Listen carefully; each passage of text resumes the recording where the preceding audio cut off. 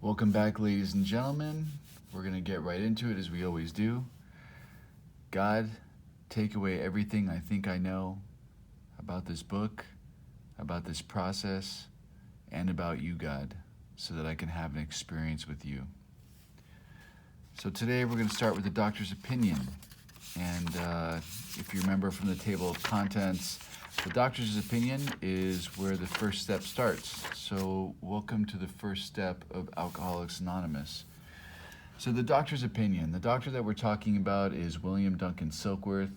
Just to give a brief history, Dr. Silkworth was born in 1873 and he died in 1951. He is a graduate of Princeton University and is specialized in neurology. So Dr. Silkworth wasn't like a Joe Schmo. He was a legit doctor, a smart doctor. And basically what happened with him was he was involved in a private practice and invested in a private hospital. The depression hit and basically he lost everything. He was approached by Charles B. Towns, who owned a hospital, another private hospital, who offered him basically $40 a week and room and board to head his drug and alcohol addiction section of his hospital. And Dr. Silkworth said yes. So, he basically got involved and started specializing in drug and alcoholic addiction. So I just want to give you that history, just sort of let you know that Dr. Silkworth is not a joke, right? So let's get started. The doctor's opinion. We of Alcoholics Anonymous believe that the reader will be interested in the medical estimate of the plan of recovery described in this book. So they're basically saying that if you're an alcoholic, you might be interested in what a doctor has to say, since we're talking about this thing being a disease, right? It says convincing testimony must surely come from medical men who have had experience with the suffering of our members and have witnessed our return to health. And we're going to circle must. So they're saying that if you're interested in a medical opinion, then you need to go to a doctor to get it, right? Now, this is something that you can apply to your life. If you want to go do your taxes, you're not going to go to a podiatrist to figure out how to do your taxes.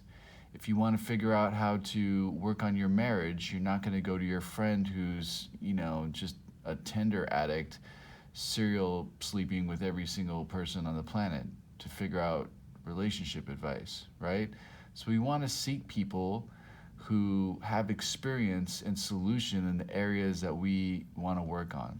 The other side of that is that if someone comes to us and asks us about something that we don't have experience with, it's our responsibility to say, I don't know, to be humble and say, let me help you find somebody. I don't have the answer for you. So that's basically the life lesson of that little section right there. It says a well-known doctor, chief physician at a nationally prominent hospital specializing in alcoholic and drug addiction gave Alcoholics Anonymous this letter. So we're going to highlight all this. We're going to underline well-known doctor. We're going to underline prominent. And this is reiterating what I basically told you, that Dr. Silkworth was a famous doctor working at a famous hospital. So it gives him credibility as a doctor. He's not just some random. Now, I also want to point out that they group alcoholic and drug addiction under one roof. And there's a couple other things I want to address with that. Now, when I first got sober, or clean, however you want to call it, was in jail. I was introduced to the 12 steps in jail, and it was actually through an NA program. It was called Impact in Jail. And I remember it was the first time I was ever introduced to these spiritual concepts and the idea of unity and the idea of love and the universe and blah, blah, blah. But the counselors that were working with me at the time, I noticed there was some animosity between Narcotics Anonymous and Alcoholics Anonymous. They were kind of make fun of alcoholics, actually. In fact, we weren't even allowed to say the word sober. We weren't allowed to say sobriety. We had to say clean, or we had to say recovery, and we'd get kind of, yelled and made fun of if those words exited our mouth, And they would kind of, talk shit about people in Alcoholics Anonymous, saying that they're sober in a meeting but smoking crack in the car park in their cars, And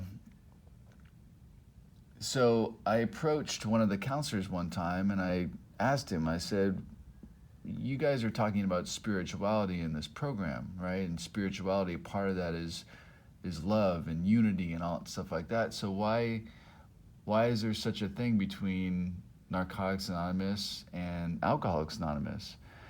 And his response was basically that people in AA treated people with drug addiction like shit. And also, when they were writing the basic text for Narcotics Anonymous, that people in Alcoholics Anonymous wouldn't allow them to use the same prayers, right? So,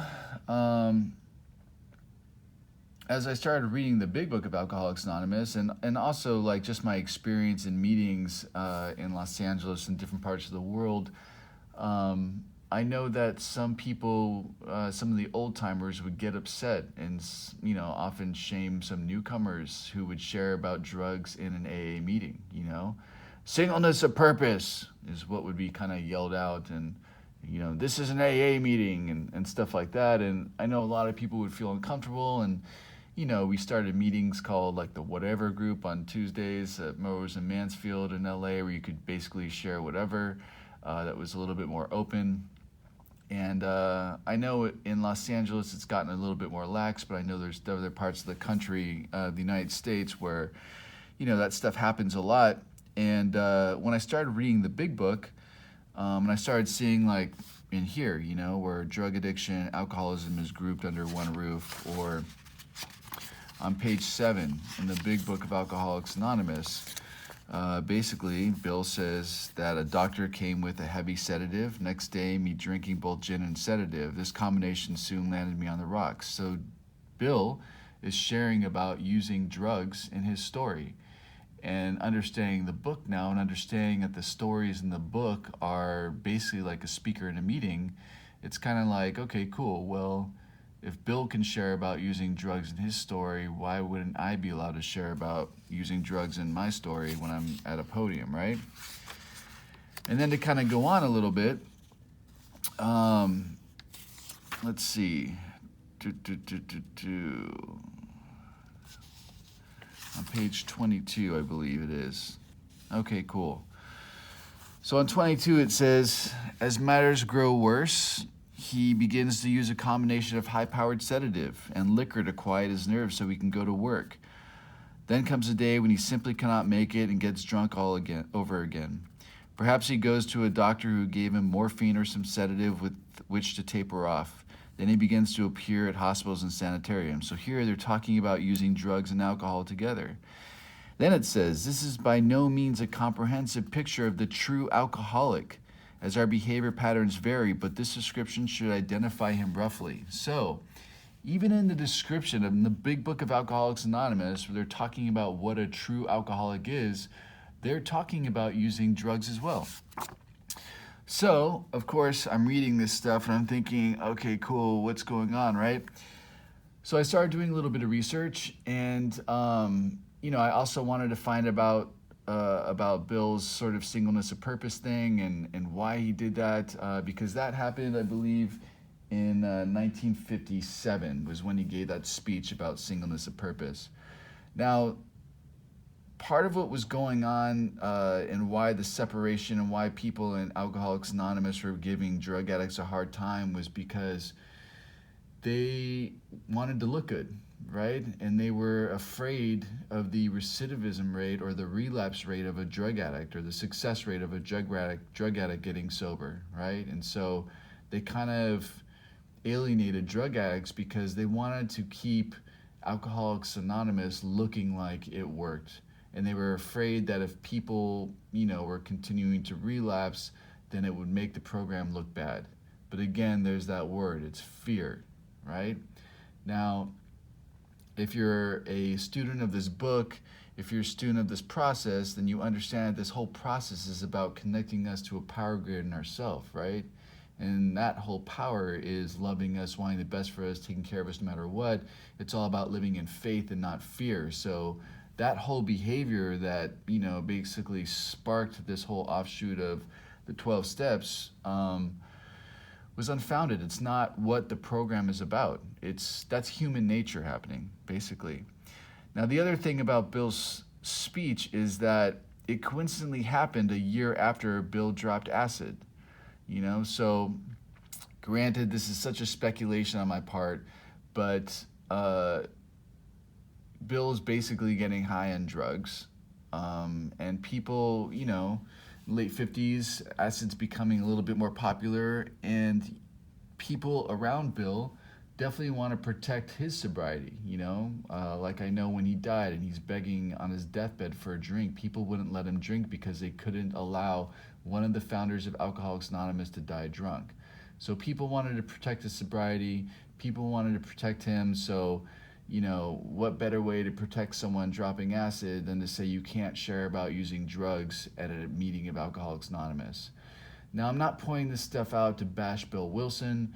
I'm not pointing this stuff out to bash the program of Alcoholics Anonymous. In fact, I'm trying to separate the program of Alcoholics Anonymous versus humans, right? And the human condition. The human condition is all about fear, manipulation, control, prideful behavior, all that stuff like that. And we are trying to have a spiritual experience, which is about love, inclusiveness, living in faith, taking care of each other, unity, all that stuff, right?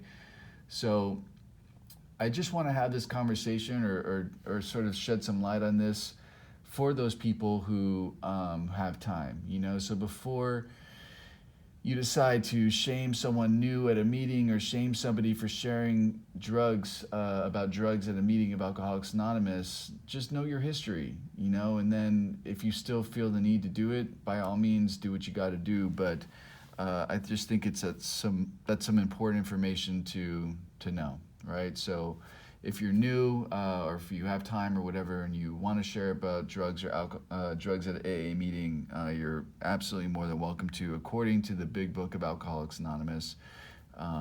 Okay, cool. So here's the doctor's letter. To whom it may concern. I have specialized in the treatment of alcoholism for many years. In late 1934, I attended a patient who, though he had been a competent businessman of good earning capacity, was an alcoholic of a type I had come to regard as hopeless. We're going to underline hopeless. And next to that, we're going to write the most time Bill had on his own was 90 days. So we can look at that two different ways, right? We can look at it as like, okay, cool, that is pretty hopeless to only be able to put together 90 days of time on your own. That's obviously hopelessness. But for those people that want to basically justify that they can control drugs and alcohol, or that they're not alcoholics, or questioning whether or not they're alcoholic or drug addict based on that 90 days or that 6 months or that year that they were able to put down heroin and just smoked a little weed during that year, or were able to put down whatever their drug of choice was and do something else, or white knuckle it all together. Just because you're able to put something down for a period of time doesn't mean that you're not a drug addict or an alcoholic, doesn't mean that you're not hopeless, okay? And we're going to discuss why as the doctor's opinion continues.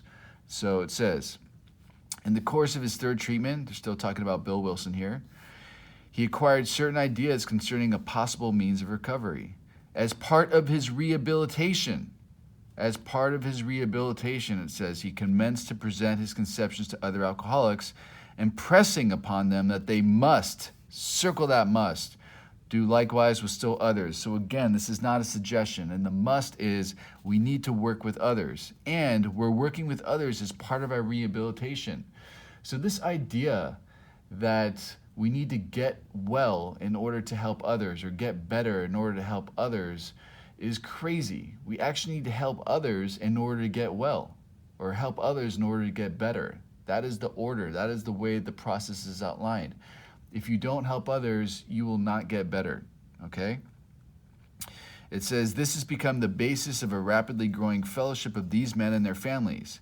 This man and over 100 others appear to have recovered, and we're going to circle and highlight have recovered. Again, recovered. We have recovered from a seeming hopeless state of mind and body. I personally know scores of cases who were of the type with whom other methods had failed completely.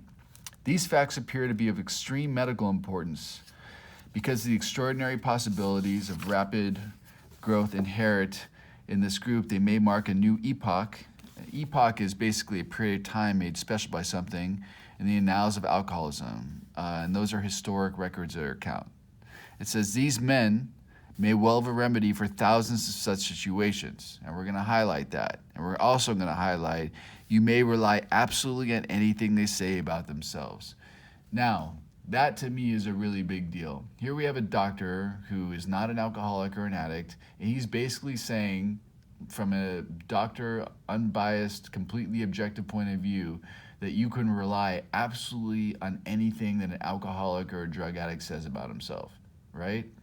Now, to me, that's one of the biggest signs of recovery, because I don't know about you, but I was absolutely one of the biggest liars that I know. I used to lie about where I was from. I used to say that I was born in Hawaii, that I moved to the mainland when I was in 6th grade, that my mother was a crack addict, and that my father was dead, and that I was adopted, and just like a whole line of bullshit just to get people to like me, just so I had an interesting enough story for people to like want to be my friend.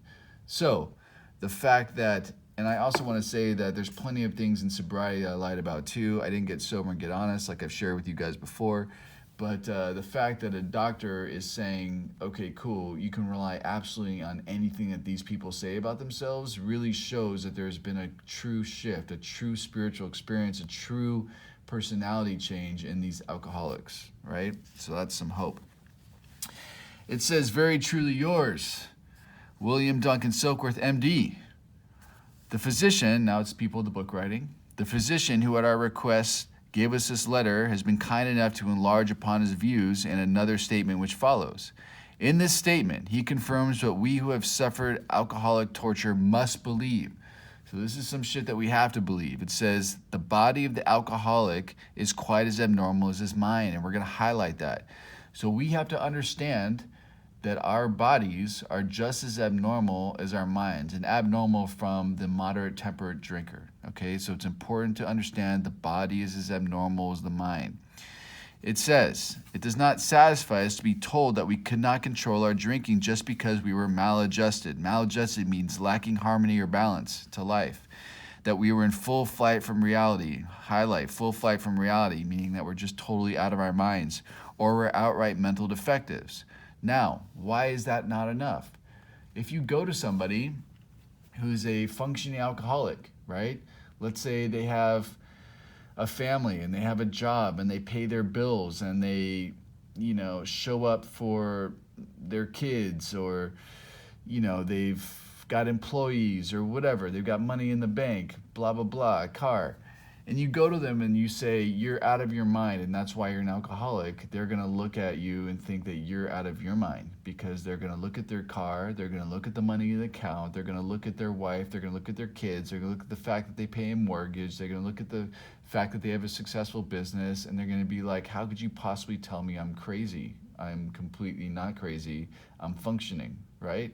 So approaching somebody like that, talking about how unstable their mind is not necessarily the way to go, okay?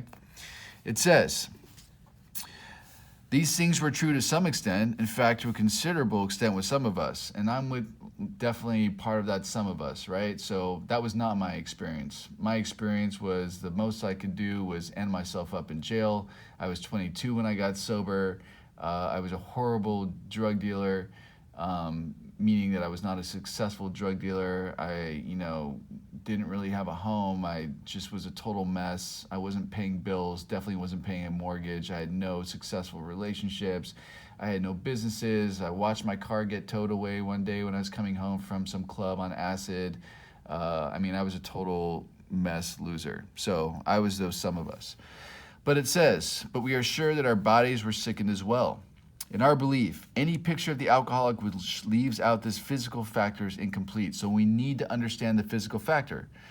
It says, the doctor's theory that we have an allergy to alcohol interests us. And we're going to circle the word allergy. Now, allergy is an abnormal reaction. So then it's about, okay, cool. Well, how have I reacted abnormally to alcohol, all right, or drugs? So I'm going to talk about meth for a second. So for me, I smoked meth with a bunch of people, right? And I saw a bunch of people react differently to meth. I had friends that spent 4 hours in the mirror picking their face. I had friends that spent 6 hours in a shower, like plucking every hair off their body.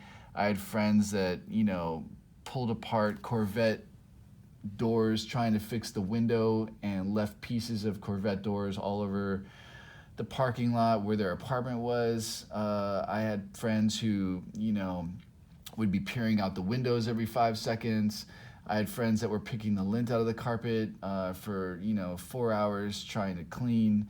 I mean, I had friends do all kinds of really weird shit, right?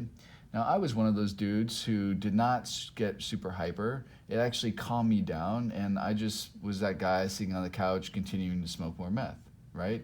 So that was definitely an abnormal reaction. When I drank, there was not a time for me where I didn't drink to get buzzed or completely messed up. But I was not a blackout drinker, and I've seen a lot of people blackout drink, so I had a really high tolerance to that stuff. Typically, if I drank, I wanted to do other stuff, right? So that's also an abnormal reaction. And then there's the life stuff, right? One of the funny things that a buddy of mine always says is that when I drink and use, I break out in handcuffs. So yeah, I have all kinds of consequences in my life that are definite abnormal reactions. I start talking about some of the weird shit and the weird people that I hung out with when I was out there getting high. A normal person usually turns a different shade of white and they think that I'm out of my mind. So these are some of the things that you want to try to look for in terms of identifying for yourself. How did you abnormally react to alcohol or drugs, right?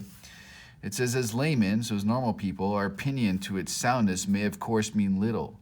But as ex-problem drinkers, we can say that his explanation, the doctor's explanation, makes good sense. It explains many things for which we cannot otherwise account. It says, though we work out our solution on the spiritual as well as altruistic plane. Circle altruistic. Altruistic means selfish. So our solution is worked out on the spiritual, which means that we develop a relationship with the power greater than ourselves. And the way we do that is through selflessness. So they covered that right there too. It says we favor hospitalization for the alcoholic who's very jittery or befogged. Befogged means confused. More often or not, it is imperative that a man's brain be clear before he is approached, as he has then a better chance of understanding and accepting what we have to offer. So we're going to underline, it is imperative, necessary, that a man's brain be cleared before he is approached, as he is then a better chance of understanding and accepting what we have to offer. Now this is important. If you got a buddy, right, and he's up in the crack house, in the trap house, smoking crack, right? You don't want to rush into the crack house and squat on the couch next to him and be like, yo, dude, this is how you get sober and you need to connect to this, you need to help other people and blah, blah, blah, blah, blah. Not the way to do it, right? What you want to do is you want to bum rush that crack house and you want to throw a black hood over his head, and then you want to throw him in the back of a van and you want to take him to a detox unit and get him clean, right? So that he has some sort of clear sense of mind before you even have a conversation with him. Are you willing, or do you want to even change your life, right? I'm just kidding about the kidnapping. You don't have to do that. But the point is that we should wait till our friend's brain is cleared before we start having some deep conversation about the spirit of the universe with them, right? So it says, the doctor writes, the subject presented in this book seems to me of paramount importance to those afflicted with alcoholic addiction, right? So alcoholic addiction is alcohol. Okay, cool. So he's saying that what's written in this book is supremely important, right? People who suffer from addiction. I say this after many years' experience as medical director of one of the oldest hospitals in the country treating alcoholic and drug addiction. Highlight, treating alcoholic and drug addiction. Second time it's mentioned in this book, drug addiction. There was therefore a sense of real satisfaction when I was asked to contribute a few words on the subject, which is covered in such masterly detail in these pages. It says, we doctors have realized for a long time that some form of moral psychology was of urgent importance to alcoholics, but its application presented difficulties beyond our conception. And we're going to underline all of that, and we're going to circle moral psychology, right? So the doctor is saying that we need moral psychology. What is moral psychology and why would we need it? So I had to ask myself, when was the first time I lied? Well, the first time I lied was probably when I was 3. I was really young. When was the first time that I stole? I probably stole something when I was 5. When was the first time I got in a fight with someone? Probably when I was 4, right? So those things are not necessarily moral sound behaviors, lying, stealing, or fighting, right? But they happened, okay? And they happened when I was really young, way before I ever picked up drugs or alcohol. And they continue to happen in my life. I continue to lie, I continue to steal, I continue to fight. And then let's put some drugs and alcohol in my body where I really don't care about what I'm doing. I don't care about the consequences, so I can do them even more, right? Because I'm like living high off that. So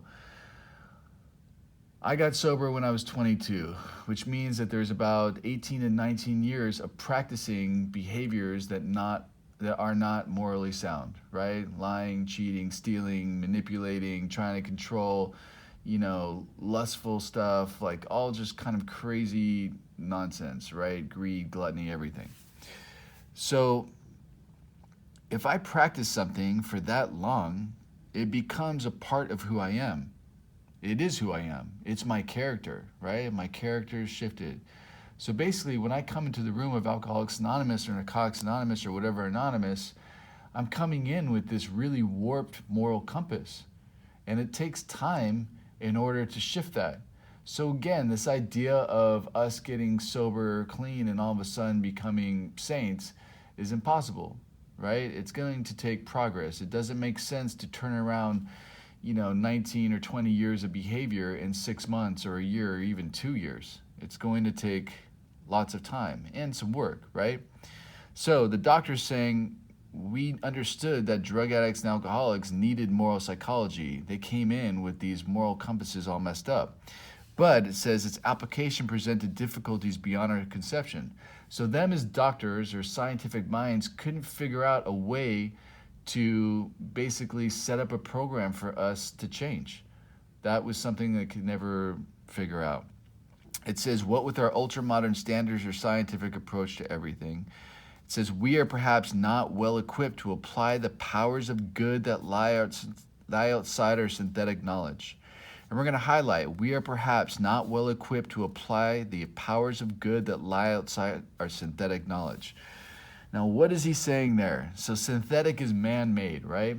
So something that lies outside of man-made knowledge. And he's talking about powers of good. So if you really look at that sentence, you can replace good with a word, right? And for me, it's very simple. It says, we are perhaps not well equipped to apply the powers of God that lie outside our synthetic, our man-made knowledge, something outside of man, a power greater than ourselves, right? Now, of course, the doctor could not say God, and part of the reason why this chapter is called The Doctor's Opinion is because some of the stuff that the doctor is talking about here, later on talking about spiritual experience and stuff like that, is so taboo because there's such a separation between science and what is perceived as religion, even though he's talking about spirituality, not religion, that he was afraid that he would lose his license. So they didn't attach his name to this chapter. In fact, his name wasn't even known in the book until much later after the American Medical Association approved alcoholism as a disease, right? So for him to write this is really a big deal, right? Because here we have a scientific mind saying that you need something outside of man in order to help you have this change in moral psychology, right? So it says, many years ago, one of the leading contributors, we're talking about Bill Wilson here, to this book came under our care in this hospital, and while here he acquired some ideas which he put into practical application at once, and we're going to underline practical application at once. So these are not just ideas, these are not just philosophies, these are things that we put into action, and they're practical, right? They make sense, they're simple, and there's logic behind them, and we're going to get into all that. It says later he requested, so Bill requested the privilege, and it's a privilege, of being allowed to tell his story to other patients here, and with some misgiving we consented, right? So Bill basically went back to Dr. Silkworth and said, I think this is going to help me. Can I come back and share my message with other alcoholics, right? So we write next to this, carry the message, okay? It says, the cases we have followed through have been most interesting. In fact, many of them are amazing. The unselfishness of these men as we have come to know them, the entire absence of profit motive, and their community spirit is indeed inspiring to one who has labored long and wearily in this alcoholic field. It says they believe in themselves and still more in the power which pulls chronic alcoholics back from the gates of death. And we're going to highlight they believe in themselves and still more in the power which pulls chronic alcoholics back from the gates of the death. So one of the promises is that we get to believe in ourselves. And ask yourself, like, have you ever not believed in yourself? Have you ever just felt like you were lost, or felt like you were a piece of shit, or felt like you couldn't do it, or felt like the world was against you? And this book is saying no. Through this process, you will get to believe in yourself. You will have self-esteem. You will have self-confidence. And what a gift that is, especially for someone like me who was just, I felt like I was born like this insecure dude, you know, just basically felt like, what am I doing on this earth? But it also says, and still more in a power which pulls the chronic alcoholics back from the gates of death. So for me, it's also super important to understand that I cannot take credit for my life today, right? Now, it wasn't me who made me who I am. Now, that might be controversial, but hear me out for a second. So the last time that I got arrested, I was basically looking at 25 years of life, and the reason was because I had a bunch of strikes, right? And I got arrested the last time for manufacturing methamphetamine, which is a felony. Now, my lawyer, who, I don't even know why I had a lawyer at the time because there was no bail for me, but my parents decided to get me a lawyer, which is not something that I decided at all. He happened to work in an office with this dude named Bob Timmons. Bob Timmons happened to be a dude who was very sort of prominent in terms of working between treatment and drug addicts and alcoholics and the court systems. You know, he did a lot of other stuff as well too, but he happened to do that as well. And he just happened to overhear my parents talking to my lawyer, and he popped his head in and he said, hey, can I help, right? And then he came and visited me in jail, and he just, you know, basically asked me if I felt like I was an addict, and I was like, sure, you know. I had no idea at that time. I didn't even know what an addict really was. But because of that, he went back. He told my family that he had a really good relationship with my judge specifically, and he was able to reduce my sentence from, you know, going to prison for the rest of my life to just finishing up 6 months in jail, being transferred to the treatment part of jail where they actually introduced me to the 12 steps, and then being court committed to a sober living. Now, did I plan any of that? Absolutely not. None of that was me, you know? In fact, I mean, I was even reluctant to even do it. One of the things that I told my family was I was not going to go to a sober living. I'd rather go to jail, you know? And it was really only like some random willingness that came from I don't know where, that made me decide, okay, cool, I'll try this thing, you know? So I basically see my life as starting there, and I had nothing to do with it. Absolutely nothing. In fact, all those things that happened in my life around that time, including my own personal willingness to walk through the doors that opened for me, were purely coming from something outside of me. So when it comes down to believing in a power which pulled me back from the from the gates of death, that's very true for me. So moving right along. Of course, an alcoholic ought to be freed from his physical craving for liquor, and this often requires a definite hospital procedure before psychological measures can be a maximum benefit. So again, they're reiterating the idea of like, wait till the man's brain is clear before we, you know, start working with them. It says, we believe, and so suggested a few years ago, that the action of alcohol on these chronic alcoholics is a manifestation of an allergy, that the phenomenon of craving is limited to this class and never occurs in the average temperate drinker. Woo! That is a mouthful. Okay, allergy again is an abnormal reaction. Craving is an intense hunger. Phenomenon is an unexplainable exception. And temperate means moderate, right? So, what are they saying with that mouthful of a sentence?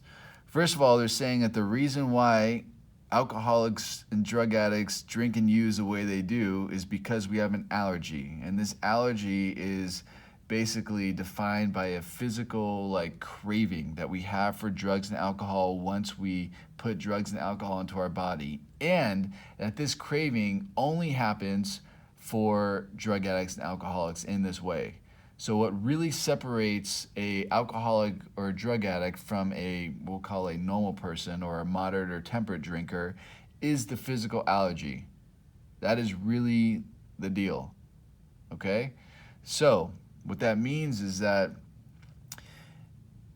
it is our job for people with time who are taking other people through this book to help the person that we're taking through the book, the newcomer or whatever, to help them identify this physical allergy, right? Because without identifying that physical allergy, then there's really nothing more we can do. Because if they don't believe that they have it, then they're not going to be willing to do anything else, right? So it says these allergic types can never, circle never, safely use alcohol in any form at all.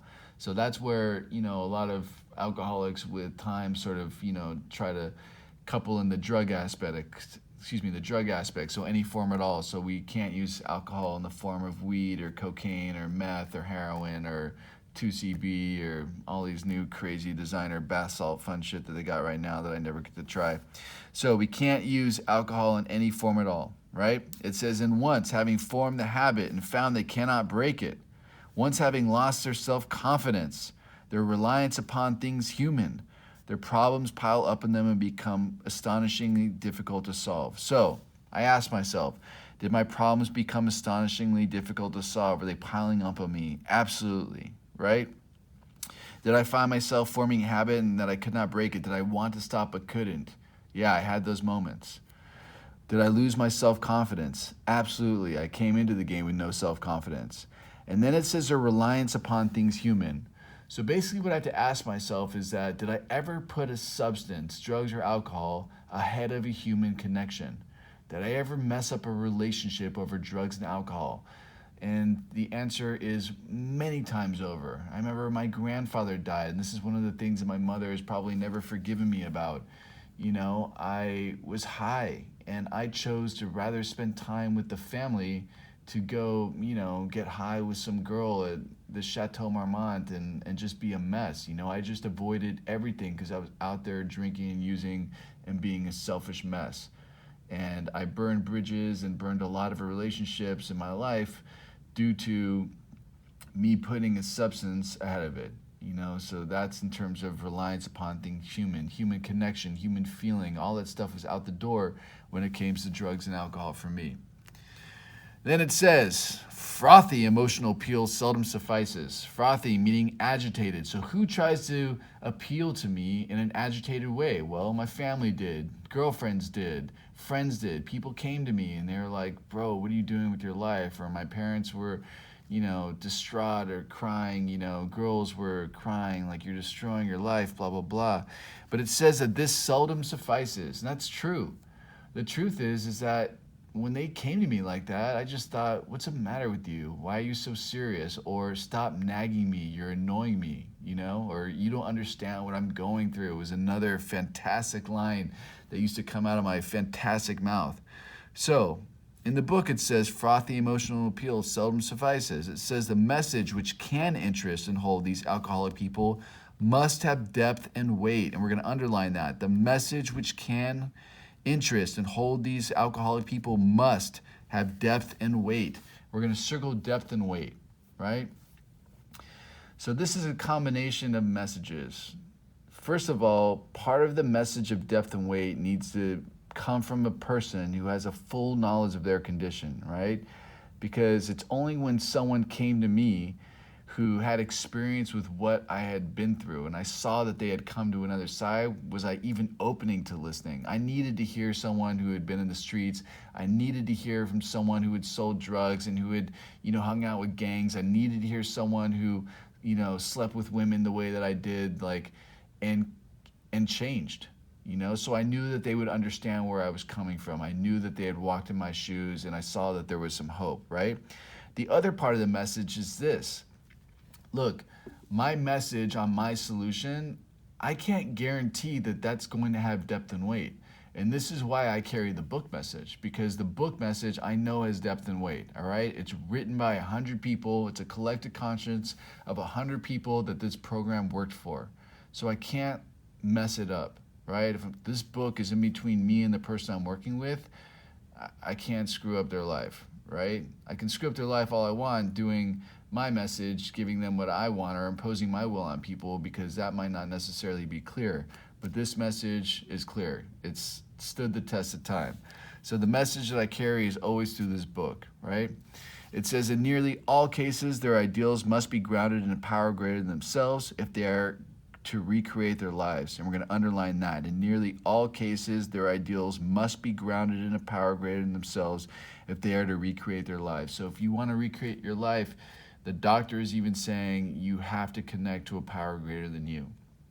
Now, don't trip, because that's what this whole book is about. You go through this book, you take other people through the book as you're going through this book, and you will connect to a power greater than yourself. That is a promise of this book. So if the idea of a power greater than you seems completely foreign, or seems unattainable, or it seems like a weird mystery, blah, blah, blah, don't trip. It's all good. Just keep doing the work. Keep passing this on. That is the most important thing. It says, if any feel that as psychiatrists directing a hospital for alcoholics we appear somewhat sentimental or emotional, let them stand with us in the firing line. We're going to circle firing line. See the tragedies, the despairing wives, the little children. Let the solving of these problems become a part of their daily work and even of their sleeping moments. And the most cynical will not wonder that we have accepted and encouraged this movement. We feel after many years of experience that we have found nothing which has contributed more to the rehabilitation of these men than the altruistic movement now growing up in them. So basically the doctor's talking to other doctors, and he's like, yo, I know you're skeptical. You're basically looking at us condoning a bunch of people who are drug addicts and alcoholics to be helping other drug addicts and alcoholics. We're basically throwing science out the window, and we're letting these group of dudes who have no medical experience help other people, right?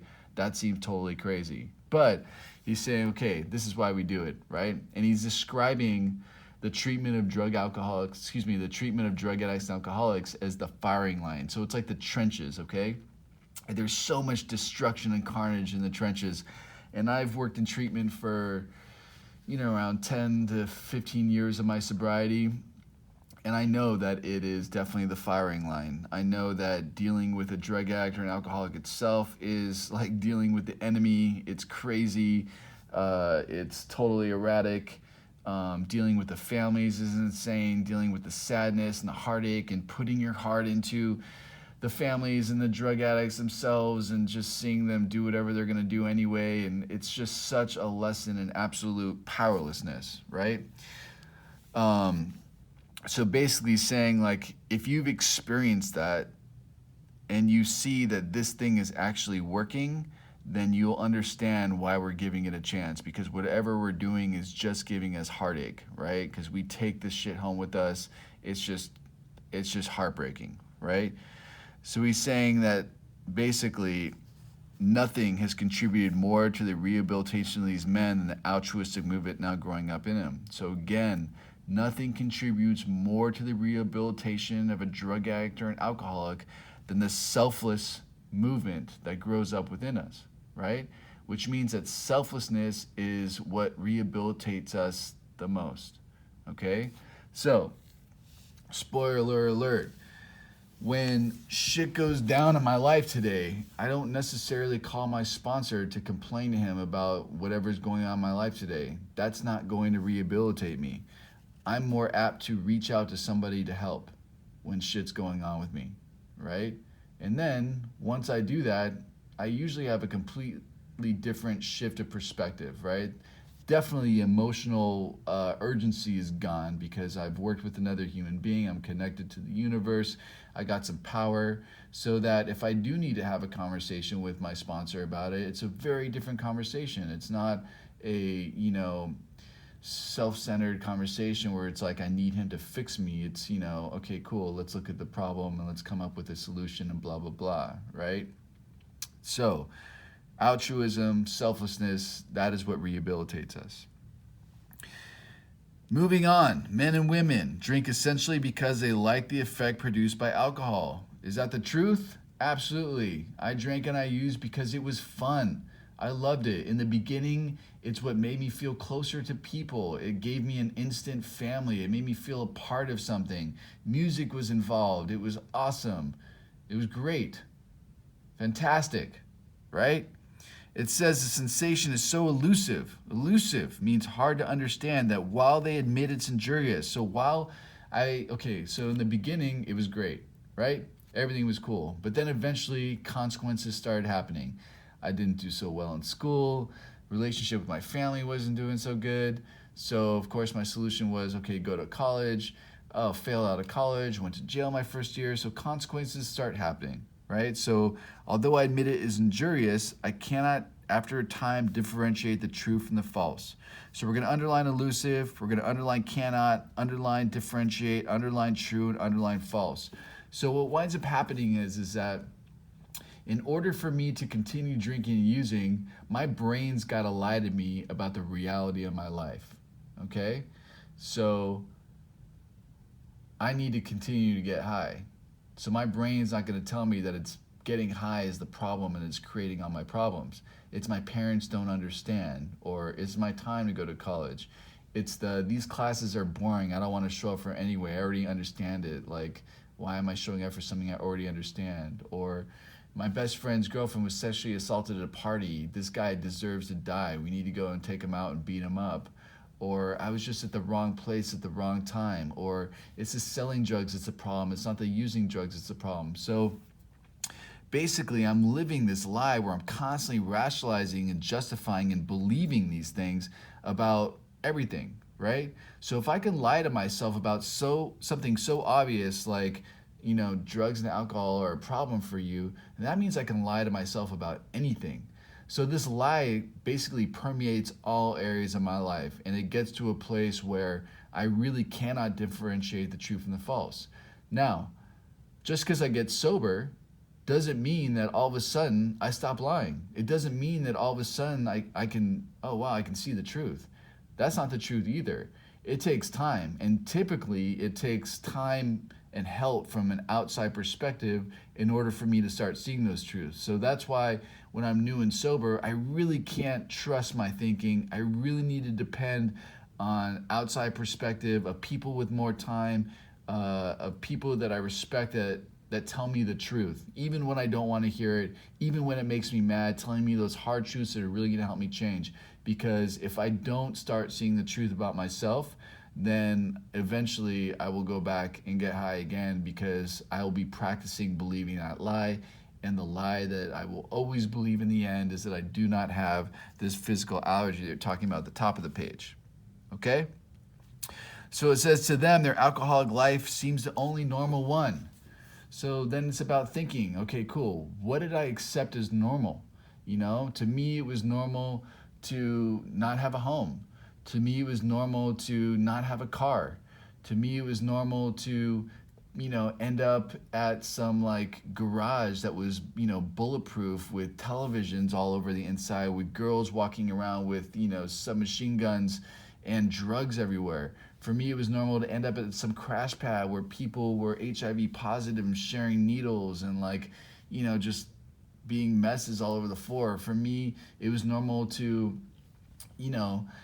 just basically not talk to my family unless I was calling them from jail. There's all kinds of aspects of my life that I completely accepted as normal. And now, of course, it didn't just magically end up there. It was a gradual process that, allowed it to be sort of what I'd like to call a smooth transition to hell. But, there's a lot of stuff that if I talked to a normal person today and said, oh yeah, this was part of my life, they'd look at me like I was totally insane. So really think about what you accepted for normal for you, right? It says, they are restless, irritable, and discontented unless they can again experience a sense of ease and comfort. which comes at once by taking a few drinks, drinks which they see others taking with impunity. Now we're going to underline restless, irritable, and discontented. And we're going to underline the sense of ease and comfort, which comes at once by taking a few drinks, drinks which they see others taking with impunity.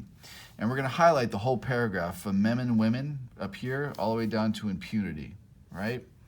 So what they are saying is this: I am restless, I am irritable, and I am discontented. That is my normal state, okay? That is how I operate in the world without drugs and alcohol. When I put drugs and alcohol in my body, it was relief from that. That is why I liked them. It made me feel comfortable. It made me feel social. It made me feel on top of the world or untouchable.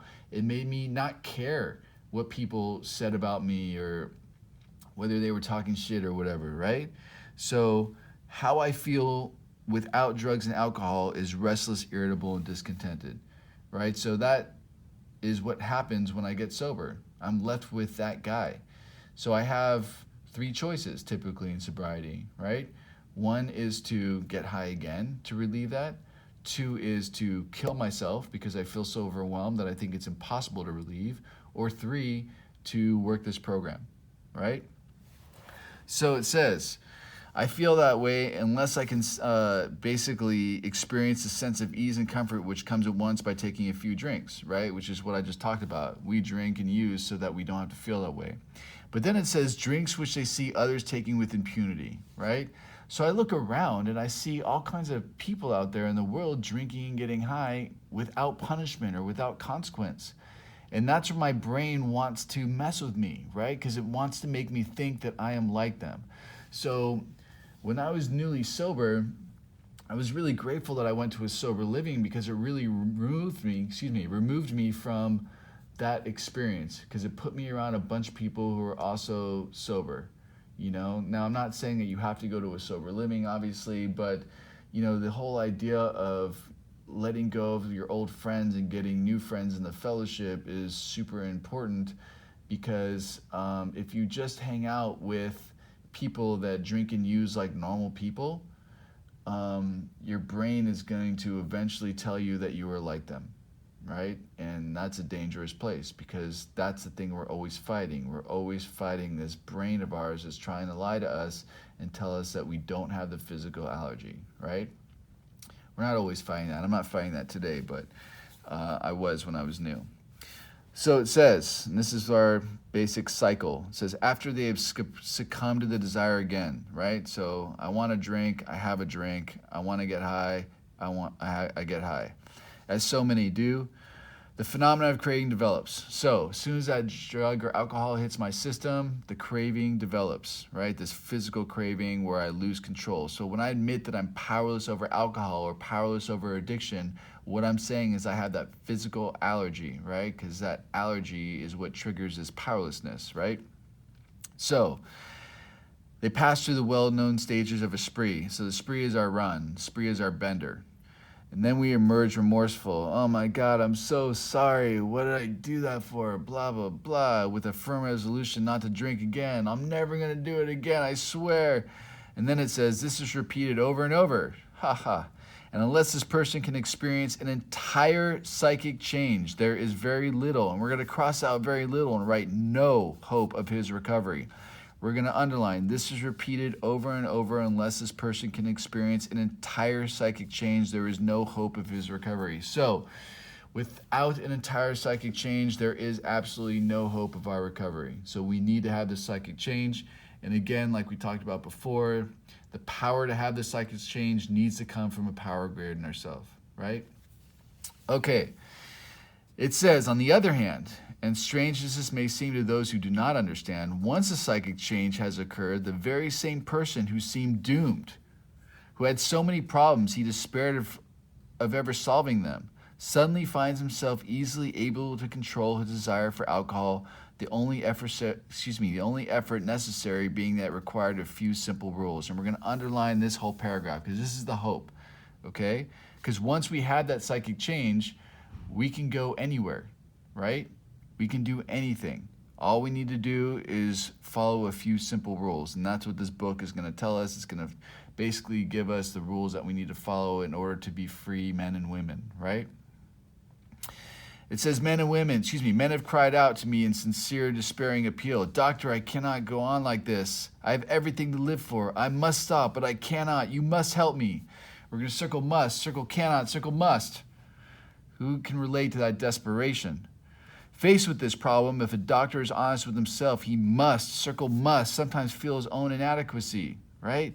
So basically, a doctor who's humble is going to know that they can't do anything, right? Okay, it says, although he gives all that is in him, it is often not enough. Now the doctor gets more specific. He says, one feels that something more than human power is needed to produce the essential psychic change.